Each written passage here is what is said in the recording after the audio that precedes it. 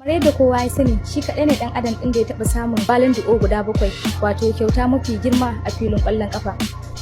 Kuma shi kaɗai ne ɗan adam ɗin da ya taɓa samun FIFA Player of the Year har guda 6.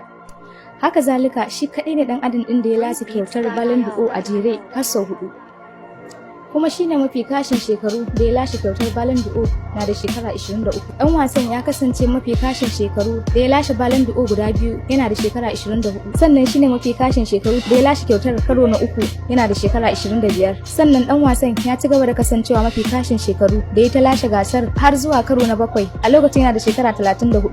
Aljanin ya kasance shi kaɗai ne ɗan wasan da ya taɓa fitowa a top 3 na Ballon d'Or har sau 13. Dodon tumatumin Premier Ingila ya kasance shi ne ɗan wasan da ya bada tazara mafi girma tsakanin lashe Ballon d'Or ɗinsa na farko da na ƙarshe, wato shekara 12 kenan a tsakani, daga 2009 zuwa 2021. Kuma yana cikin littafin nan na Guinness Book of Records a matsayin ɗan wasan da ya fi kowa zara ƙwallo a shekara guda, wato shekarar 2012 ya zara ƙwallo guda 91.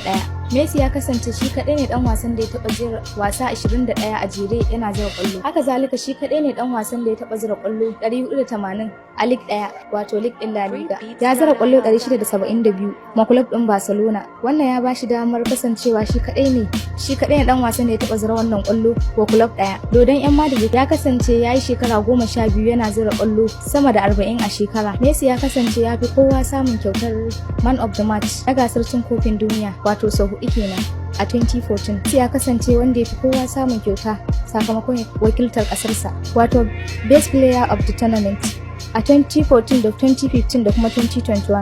Messi ya fi kowa taimakawa a zira ƙwallo, wato abinda ake kira assist. Ya taimaka an zira ƙwallo har sau 329. Ya ɗauki goal scorer, abinda suke kira da cici, har sau 8 a La Liga, abinda ba wanda ya taɓa yi. Kai, ni falis ɗin da ke hannuna ya mun yawa, barin dakata a nan gurin, kada 'yan adawa su ji haushi su zo suna nema na. Kada ku manta da subscribing da liking ɗinmu tare da following ɗinmu a dukkan social media channel. Sunana Hafsat Sani. Mun gode.